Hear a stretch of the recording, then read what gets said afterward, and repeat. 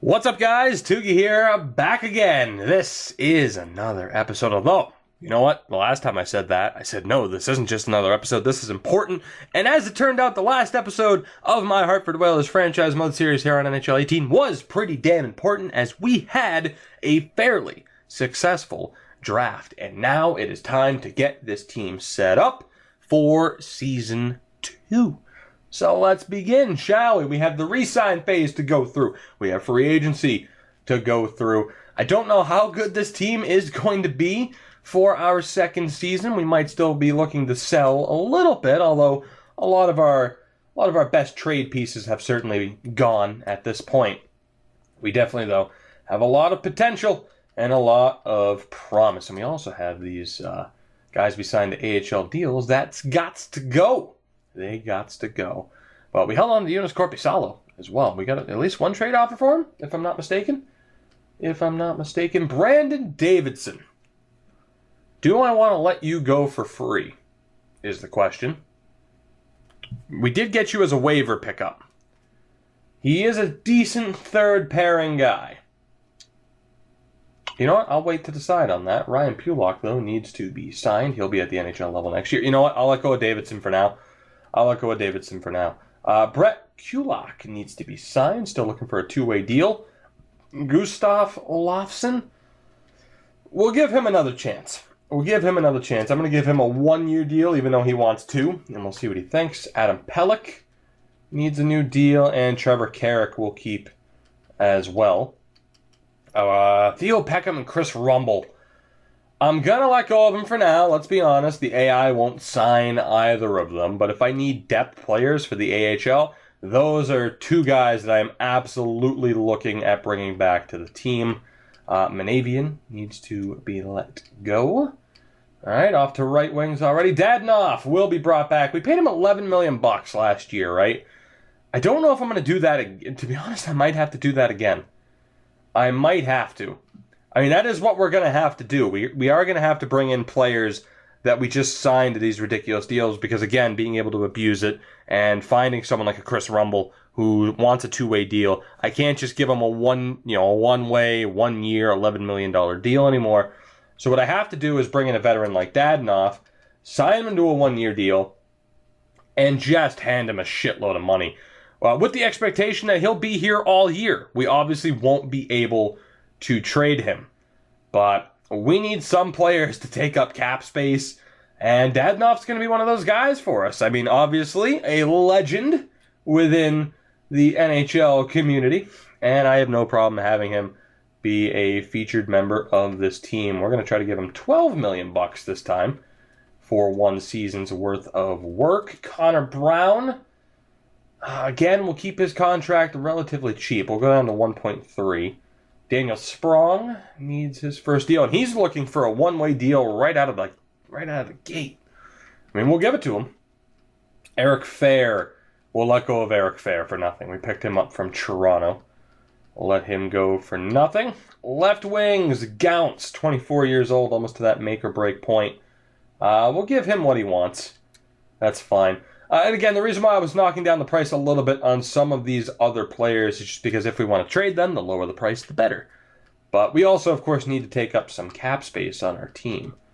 Brome can go. Yort can go. Olsen can go. And centers. Person can go. Nope, didn't mean to qualify him. Damn it. All right, well, I'm going to have to trade him for a 7th round pick then. Damn it. Fuck. Oh, well, that's fine. I mean, that's an easy mistake to recover from. No worries. As it is, I might still have to sign a couple more of those Finnish players. We weren't able to get rid of all of them, or we weren't able to sign all of them. So we might be stuck with them for at least one more season. We'll see what happens. Pelech, Brown, Gounce, Pulock, Carrick, everybody is accepting my contract offers, and I think we are good to go. I think that was everyone, which means we get to go straight to free agency, and we'll take a look. Now, yes, we are still looking at rebuilding. It's going to play a factor. We might not go for the biggest free agent in the world if they're out there. we are going to try to still play this from the rebuilding view. And again, Person sucks that I did that. I'd prefer to just get rid of him. It's fine. He'll accept. We'll trade him for a 7th. No worries. Although it would be nice if he declines. We'll see what happens. Let's move forward to the start of free agency. And honestly, the sooner he accepts, the better. There we go. Thank you very much. Thank you very much. Ask and I shall receive. The trading block, I'm not going to worry too much about right now. I don't want to get spammed with offers, but let's take a... Actually, no, let's not take a look really quick. Let me trade Person away. Let me get rid of him as soon as possible. My God, Ekholm, what a pickup that was.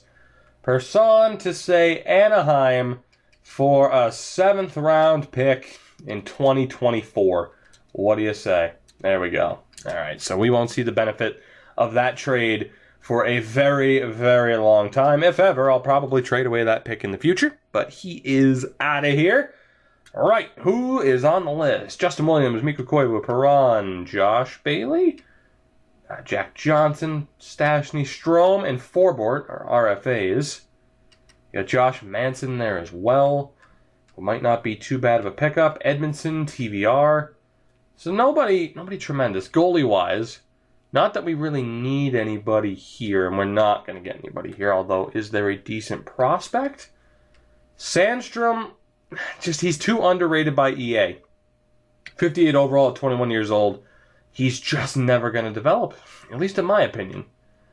At least in my opinion, I just don't see how he could possibly become anything more than an AHL starter in that amount of time. But I'll try to sign him for the hell of it. Use him down in the AHL with the Connecticut Whale, and we'll see what happens. Forbort's an RFA. Josh Manson isn't really going to develop. Nestorov is 25 at high top 6. He still has a chance. As does Matt Benning at 24 years old. He still has a chance as well to become something decent. Colin Miller as well. Nudivara is a restricted free agent. Martin Marincin is there. Right, so let's take a look. The highest guy is Johnson. Let's take a look here then.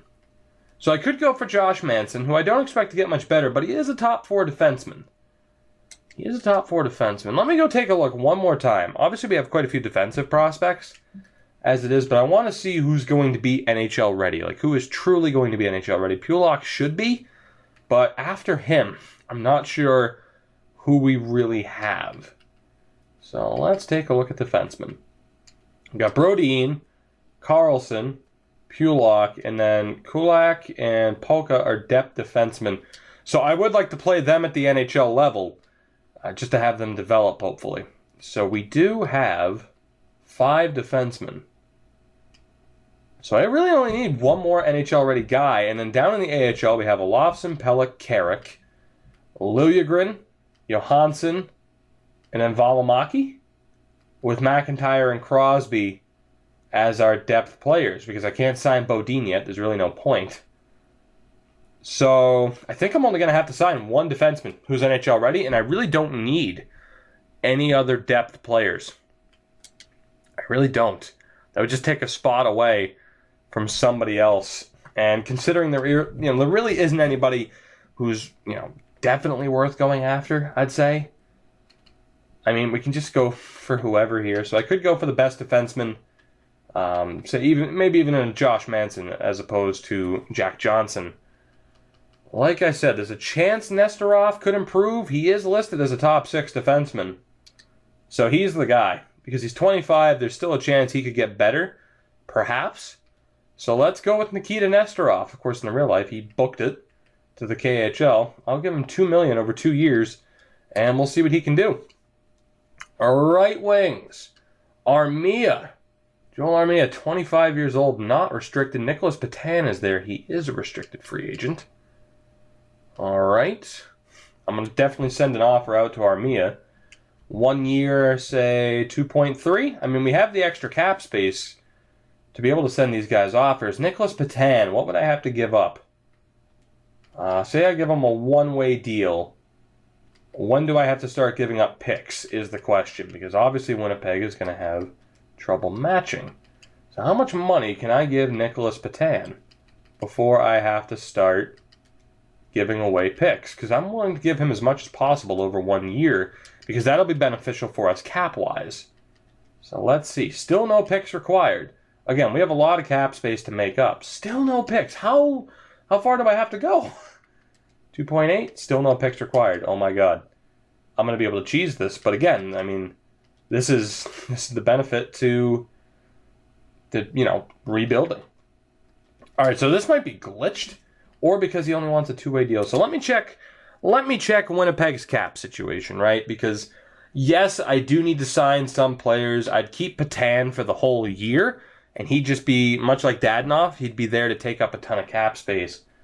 Winnipeg has about $1 million in space, so yeah, it might be cheap to some of you, but I'm going to sign Nicholas Patan to like a $10 million contract, because again, if I'm below the cap floor, the game will take away my maneuverability for what I can do with my own roster. So we are going to sign Patan to an unreal deal just for 1 year, and then we'll sign him to whatever the hell we feel like next year. So, again, it might be a little bit cheap, but, I mean, there's no other way for me to hit the cap floor. There really isn't. Let's go $9.5 million for 1 year on Nick Patan. Why not? Why not? Again, I have $32 million in cap space, and I'm not going to go for the high, priced free agents at this point, because we're nowhere near cup contention. So why would I go for a Justin Williams? Austin Watson and Devontae Smith-Pelly are both 26. Emile Poirier is someone else who I could look to be a bit cheap with. Let's say I drop that down to a 1 year deal. Now, because he wants a one-way deal, now it's going to factor in draft picks. Okay. That's what I was wondering. So what's the max I can offer him without having to give up a draft pick? Although, granted, I could easily part with a third-round pick. I could easily. So, 1-2-2-5. Or do I give up my third-round pick? I'm going to give up my third-round pick because I want to make sure I secure him, and we could get a draft pick out of this. So that's a second-round pick. That's bad. That's still a second-round pick. I was hoping I'd be back to a third, just under $2 million. Still a second. 1-8-2-5. Third-round pick. Perfect. So we'll offer that for Poirier.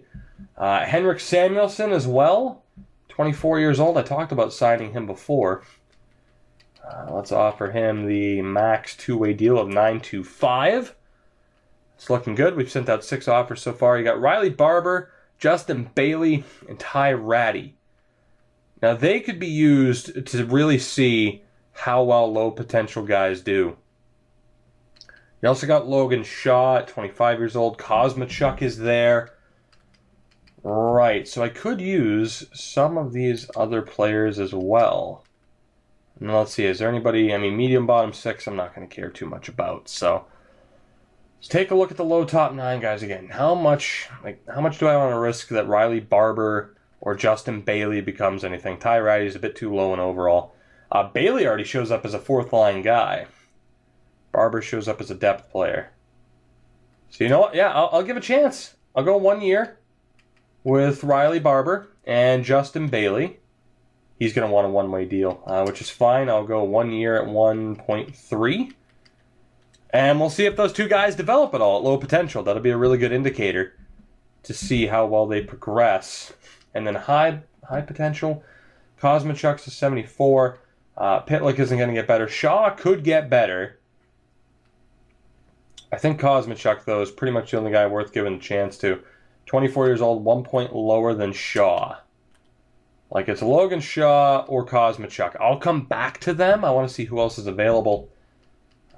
Dmitry Yaskin's there. Restricted free agent, though. But how much would it cost to sign him? A third-round pick already, so I can't do that.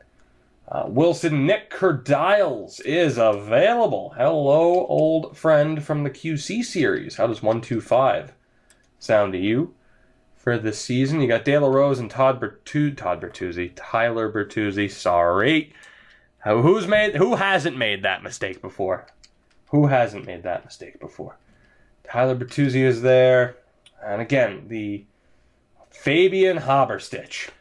21 years old, 70 overall. Yes. Let's please sign Fabian Haberstich. That's a decent pickup for us. And again, someone like Brock McGinn would be a really good signing for us. De La Rose and Tyler Bertuzzi, I'm not so sure with those low potentials. Although, you know what? I think I'm going to give them a shot. I'm going to give them a shot for one season just to see how well they progress, if at all. They're both listed as fourth-line guys. And they will be able to take up some cap space for me. And then centers, who do we have? Strome's an RFA. I mean, first and a third. I mean, I doubt he's worth that. I doubt it. I mean, he is listed as a second-line guy. Let me go take a look at his trade value. And in that way, too, I can see how many contracts I have, just to make sure that we're not too close to the limit, because I have sent out a lot of offers. All right, so we're right now on pace to be at 46, if not 47. Right. So, Edmonton. We need to go check Strome's value. Oh, yeah, he is not worth a first and a third round pick. Not even close. If this was David Pastrnak, I'd think about it. But he is not there. So, yeah, we will not be overpaying for Strome. No way, no how. So, centers, again, you got Brian Rust, you got Nick Shore. So, really, it's, and then high bottom 6. Ooh, Miller? David Miller, 61 overall at 21 years old. As opposed to Haberstich. I'm going to pass on Miller. I think a 61 is just a little bit too low. At 21 years old, like, what are the odds that he eventually makes it?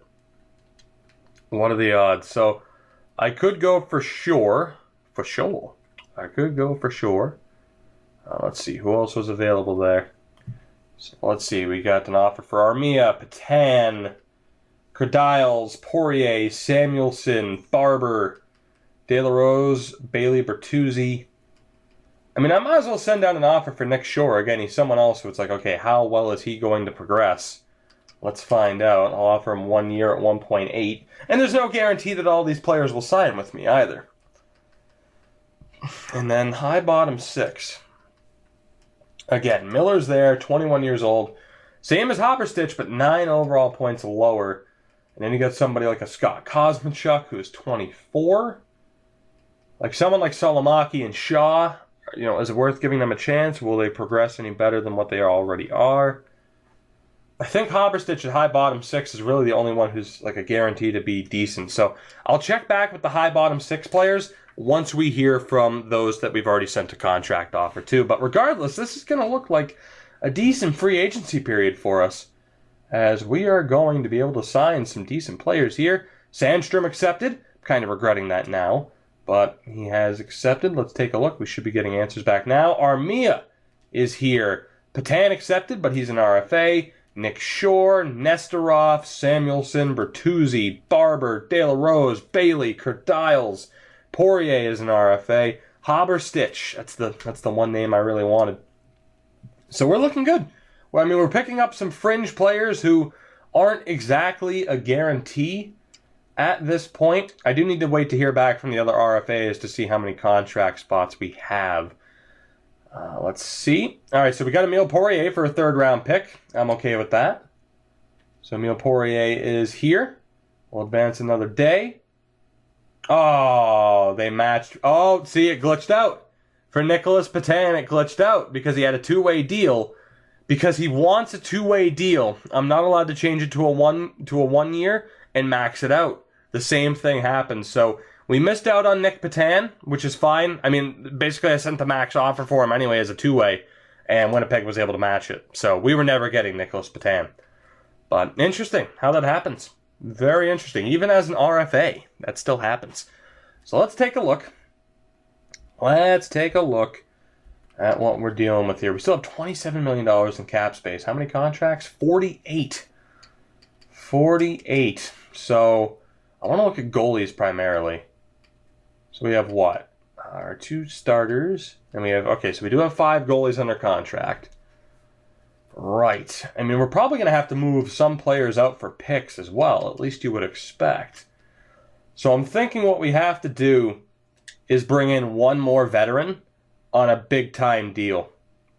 Because we still have $22 million. Actually, we have $27 million in cap space. So let me go out and sign one more big name. much like Dadnoff, who will be here all year long. And who is that going to be? Who's that going to be? Forbort's an RFA. You got Ian Cole on defense. It has to be a forward. Has to be. So you got Patrick Maroon, Grabner, Chimera, Mike Fisher, Joel Ward, Eller, Brandon Peary. Would Peary take a two-way deal? No, Peary wants a one-way deal, so that'd be pretty helpful. And as depth forward, he might not complain about a lack of ice time. That's what I'm thinking about with Peary. He might not complain about a lack of ice time, which, to be honest, I can't guarantee him at this point anyway. So let's go and offer him a ridiculous deal. I'm thinking another $11 million or so to bring us closer to the cap. So let's go 11.65 for Brandon Peary. And when he accepts, we'll be able to move on to the start of the preseason, where we'll finalize this team for year 2. It's definitely going to be an improved team, I would say. Yes, we moved on from Schultz and Shattenkirk, but I feel like for the future, it's going to be an improved team. Peary has accepted. Let's move on to the start of next year. Hold on. Nope, stop it. I forgot to look. Oh, I forgot to look at the trading. Hold on. And some people are probably going to be freaking out like, what the hell? You didn't even look at the end of the draft. Picks and trading. Damn it. Well, Justin Schultz got moved to New Jersey. But as far as any trades that might have happened at the draft, I missed it, guys. I'm sorry. I zoned out and I missed it. So I'm not sure what major moves happened at the draft as far as trades go. So if I missed anything, I'm sorry. I'm the worst. Dude, seriously, I'm not even being sarcastic. I always forget to do that because I'm so focused on our team.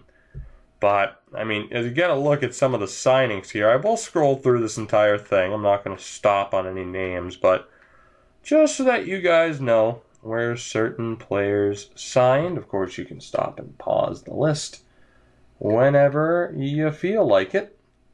But, yeah, there you go. So I feel completely terrible about missing that. Again, I'm sorry, but I'll try to remember next time. Again, I'm the worst. It sucks. Sucks being the worst, man. It really does, but that's the problem. Like I said, I focus so much on re-sign phase, let's go, and also let's try to get this episode done in a somewhat timely manner, but also don't make stupid mistakes with the team. So I'm trying to think of, hey, don't make a stupid mistake with the team, rather than, remember to look at the trades. So I am sorry, guys. I apologize. I do apologize. Oh, I did just remember one other thing, though. Someone wanted me to look at Nico Hischier and compare him to Nolan Patrick. And I will do just that once we get to the start of this new season, although this is the one part where I wish I was live streaming this on Twitch because I cannot remember what team Nico Hischier went to. I think he went to New Jersey like he was supposed to, or he went to Colorado or Vancouver. One of those teams. One of those awful teams. Just at the time. Not saying in general, I'm sorry. Setting captains, we'll do that after. Setting captains? Setting captains. There's the New Englander coming at me. But let's see if I can find, he's not going to be on Vegas, see if I can find good old Nico Hischier. And again, I know some of you are going to be screaming like, he's on this team. I'm sorry, I can't remember. He's not on Philly. New Jersey? Not on New Jersey. They ended up with Elias Peterson. Where did you go? Detroit? Nope. Dallas? Nope. So Colorado. Hey. So he's a 79 overall at 19 years old. So again, Nolan Patrick at an 83 already? Indeed, an 83. So Nolan Patrick, I mean, granted, he probably got more ice time last year, but 41 points in 82 games in his rookie season. Let's see how much Nico played at the NHL level, if at all. He is a third-line scoring forward already. He had 3 appearances last year and scored 1 point, and they probably sent him back down. So Nolan Patrick, definitely the advantage so far, but maybe just because proper management, we'll say, with us actually giving him the ice time. Let's take a look here at this team. Korpisalo is up to an 83. Subban is 78. The AHL goaltending is set. So let's see. We have Brodin, Carlson, Pulock, Polka, Nesterov, and Kulak. All right, so that's going to be our defense this year. Not too bad. We'll see if Kulak can improve. We got Pellick, Olofsson, Liljegren up to a 73, Carrick, Johansson, and then I don't think Valimaki can play at the AHL level because he's a CHL guy, so I might need to sign one extra defenseman, which is what I was talking about before, and I don't think I ever did that. Or no, somebody declined, right? That's what it was. I can't remember. We might need one more defenseman. And then forward-wise, Nolan Patrick, the gem of this team. Let's take a look, though. So, Peary and Sprong. Wow, Sprong made it up to a 79 overall, too. So we have 2 forwards too many. With a bunch of these guys listed as fourth-line players who simply aren't going to get to play. So Poirier is looking like the cutoff. So we'll send down Peary because he's a depth guy, and I signed him just to take up cap space. So I need to send down one more person, and it's looking like it's going to be Gaunce. It's looking like it's going to be Gaunce. I mean, it's him or De La Rose. Now, Gaunce has the higher potential, of course. So I think we'll give Gaunce the chance to see if he can improve. And I mean, that's going to be our team this year. So what I'm going to do is I'm going to go best lines, and then I'm going to call Peary back up so that he doesn't take a spot from anybody in the AHL. Now, let's take a look here. What do we want to do? Let's go with Dadonov, Patrick, and then I will play Burakovsky on the right. And we'll see if playing Nolan as a center can improve his face-offs. Let's take a look here. What else do we want to do? Hartnell on the fourth line, of course. Let's see. What do we want to do? 24, 25. We'll have Gaunce and Armia, or Shore and Armia, on the fourth line. Although I could just play someone else who has fourth line potential there. But the thought was, playing one of these guys with a real chance to improve. Maybe a fourth line or a third line would help. Oh, let's see. You know what? Let's just play these guys in their proper roles, I guess. So we'll go Shore, Gaunce, and Lawton. Shore, Gaunce, and Lawton. Actually, what's Poirier? Fourth line guy. Let's put Poirier there. So Shore, Gaunce, and Emile Poirier. Third line will be Lawton, Armia, and Hartnell. So Lawton can play center. And then second line will be... what do we want to do here? Well, it's funny, Dadonov's only listed as a third line scoring forward. You know what? I'm actually going to go with Sprong on the top line. And we'll go Dadonov, Tierney, Brown, Burakovsky, Patrick, Sprong. I'm alright with that. You could argue with the order, but I mean, we'll see what happens. I mean, I could treat Scott Hartnell like I am with Brandon Peary. And you know what? To be honest, that's exactly what I'm going to do. That is exactly what I'm going to do. So, De La Rose is going to get the opportunity here to show that he can improve. And then Scott Hartnell, I mean, we only have his contract for one more year, so it's not too bad. Let's go best lines. So we'll have De La Rose, Gaunce, and Shore? Maybe? Let's see. What exactly do I want to do here? So I'm alright with those being the right wings like we had it before. I think I want Poirier on that higher line. So De La Rose, Gaunce can play center, can he not? Yep, 75. You know what? I think that works. I think that's better. So De La Rose, Gaunce, and Shore make up the fourth line. Poirier, Lawton, Armia, Dadonov, Tierney, Brown, Burakovsky, Patrick, and Sprong as the top line. Then on defense, Brodin and Pulak. Billy Polka can be on the right as well. Who has the best shot for the lefties? Honestly, Nestorov's probably fine right there. He is probably fine right there. So we're good. That's the team.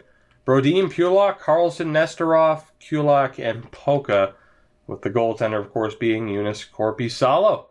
I'm liking the looks of it. Again, a lot of young players, a couple of risk players too. We'll see how well someone like a De La Rose or a Nick Shore can develop this season. Really quickly, let me call up Scott Hartnell and Brandon Peary. And again, they will just sit there. I mean, Hartnell's on the last year of his deal. They're just going to sit there in case of injury. They are just here to take up cap space. Make no mistake, they are here to take up cap space. And then down in the AHL, let me take a look. So again, the goaltending, we're fine. Vevalainen and Marmanland as the tandem. On defense, Valimaki can play. Okay, perfect. I didn't think he could.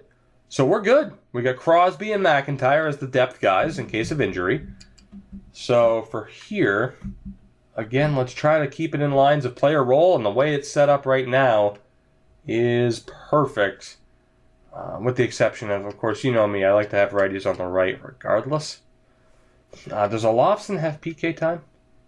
Yes, he does. Okay, so what we're going to do is we're going to go with Pelech, Liljegren, Olofsson, and Carrick, Valimaki with Johansson. And again, as far as potential goes within that defense, we'll see how well an Olofsson can continue to develop. Pelech might be a third pairing guy for us in the future. The main guys to watch right now, of course, are Liljegren and Valimaki. But we don't have anybody scratched that doesn't need to be. I mean, even defensively, like we don't have any of those Finnish guys. There might be a couple of them. Yeah, see, like Helmerson, Nilsson. I'm gonna have to get rid of those guys eventually. I think if we try to trade people away at the deadline this season, I'll sign them up like I did at the end of last year, and we'll see what happens. But yeah, we have some guys who weren't playing in the well, they were playing in the CHL last year that are actually here this time, which is really nice. So let's see. The fourth line guys and the depth guys, I want to play in the top six to try and keep them a little bit happy. So let's see if that works, or a little bit more happy than they would be. So of course we'll drop Olsen as well. So our top six is made up of guys who could potentially play at the NHL level. And then here we got Jones, DeBrusk, and let's go with Taylor Radish as that third line. Who can play center? DeBrusk can, kind of. And I think we're good. So Haberstich, Olsen, Kosarenkov, I keep mispronouncing that, on the fourth line. Max Jones, DeBrusk, and Radish.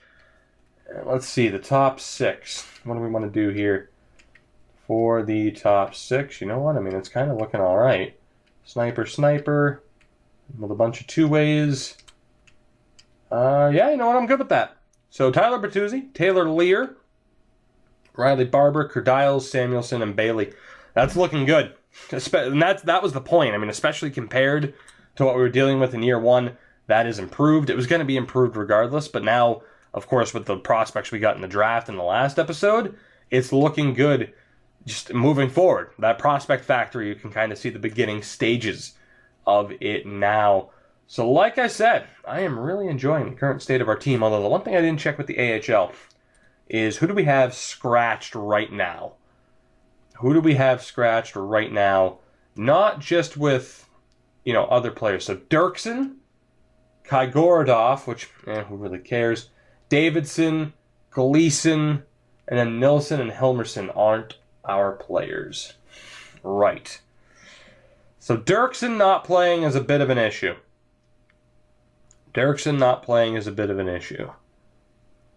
But I think for the first half of the season, him not playing might not be a bad thing, as we see what we have with some of these other players. So Gleason's low top 9. I think I could trade Gleason and Kai Gorodov. Have Dirksen and Davidson be the 1-2 in case of injury, and then sign Nilsson and Helmerson, and just not have to deal with any of those AHL level guys. So let me trade Kai Gorodov and Gleason. We'll get rid of them. Gleason was a 6th round pick, as was Kai Gorodov. We'll sign these two for 1 year and get rid of them, and then we're good. And then later on in the year, once we see what we have with some of these players and whether or not some of these guys are going to develop, that will open up room for someone like Dirksen to get that AHL ice time. So let's do this really quickly. So let's see. We have Kai Gorodov, and we have Gleason, and we'll send them to Anaheim wants them. So Let's see if we can get a fair deal here from the Ducks. They signed Chuck Kobasu. Why? So let's see. They were 2 6th-round picks. Can I get a 4th and a 5th out of it next year? Maybe? No. How about just a 4th? You know what? I'm cool with it. We just turned 2 6th-round picks into a 4th. In the long run, at least. I'm cool with that.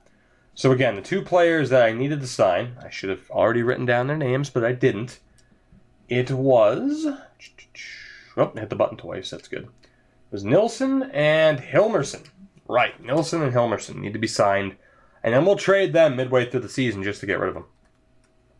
We will absolutely do that. So, free agents. Nilsson and Hilmerson. They were both centers, which is nice. And I'll also sort it by two-way to lower the bar a little bit. Let's go hunting for 2 players, shall we? Let's do this. Like I said, though, overall, I'm really liking how this team is playing out so far. I mean, you can kind of tell it's like as long as certain players develop, and we are taking, a bit of a risk with someone like a De La Rose, those type of players where it's definitely not looking like they're going to develop. But if they do, then, I mean, my God, we're in the money. And even if it means trading them for like a 3rd-round pick, they meant nothing. And if we get a 3rd-round pick out of it, that's incredible. I don't know. I feel like we're on a really good path right now, but we'll see if it pans out the way that I want it to pan out. And the other guy was Hilmerson, which we're coming up on right now. Beautiful. Beautiful. So we'll sign those 2 guys, and that pretty much does it. I mean, like the trading block, I mean, I'm not going to actively look to shop anybody right now because there's really no need. I guess the only person I'd really put on there is Hartnell. Yeah, actually here, you know what? I guess the only guy I'll really put on there is Scotty Hartnell. I mean, Brandon Peary's got to stay all year, but even then, Hartnell takes up cap space, so he's kind of nice to have around for the season. Yeah, you know what? Not even Hartnell's going to be on the list, and there really aren't any other prospects or players I need to get rid of. We're good to go. We are good to go with this team as it stands. Like I said, once we start simming the season in the next episode and we see how someone like a De La Rose progresses and whether or not that actually happens or not, sure as well. We could get rid of those guys. That'll open up space for other prospects. But until then, we don't have to worry about it. We don't have to worry about it whatsoever. And let's see here. The scouting we might as well take care of as well. Technically the year 2 draft. In this, it's technically the year 3. But, the year 2 draft so far hasn't shown to have a tremendous amount of solid prospects. So I'm a little bit concerned about the upcoming draft, which is why I'm glad we did our damage already. And even now, there really isn't anybody tremendous there, although there is a Brit, Jordan Warner. But for the hell of it, we'll scout out every area. I'm not going to go for goalies, but we'll at least scout out every area, at least for 1 week, to see if we can make any decent, not necessarily decent progress, but see if we can maybe find a hidden gem, is what I was alluding towards. The last thing we need to do is take a look at the Capitans and the jerseys. Now, of course, Nolan Patrick is still our captain. Dadnoff has an alternate, as does Brodeen. I am perfectly fine with that. So the AHL, or the NHL is good to go. The AHL, though, could be a different story. I'm intrigued to see who the game assigned the letters to. Let's take a look. We'll change it over that way. Didn't have to do it that way, but you know what? That's okay. That is okay. Let's see here. So Hilmerson, absolutely not. Kerdiles and Samuelson. I'm alright with Kerdiles having the C. I'm alright with Samuelson having a letter as well. And let's give the other alternate to Liljegren. Let's do it. Let's put that pressure on to say, hey, you're the future of our team's defense. We need you. We need you to do well. Let's hope that you can. Moving forward, guys, that will do it. The off-season, not our first full off-season, but kind of. Our first off-season, I'm going to call it, is in the books.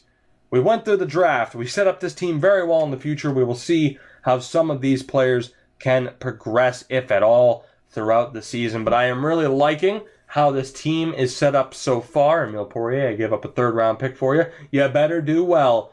I'm excited for the next episode, so I'm going to end this one now so that we can get to that next episode even sooner. It's not really how it works, but damn it, that's what I'm going to say to end this episode. So guys, if you did enjoy, you know what you have to do to support the video, at least in other ways other than just watching the video, which is more than enough to me, at least. But if you want to go that little bit of an extra mile, you know what you got to do with liking and subscribing. Why did I tell you? You already knew that. Links are in the description to the Twitch and the Twitters. You know that as well. Let me know down in the comments below, how do you think we will do in Season 2? Are we going to push to be a playoff team? Are we going to be even worse than last year? What do you think? Guys, again, thank you so much for watching, and I'll see you in the next one.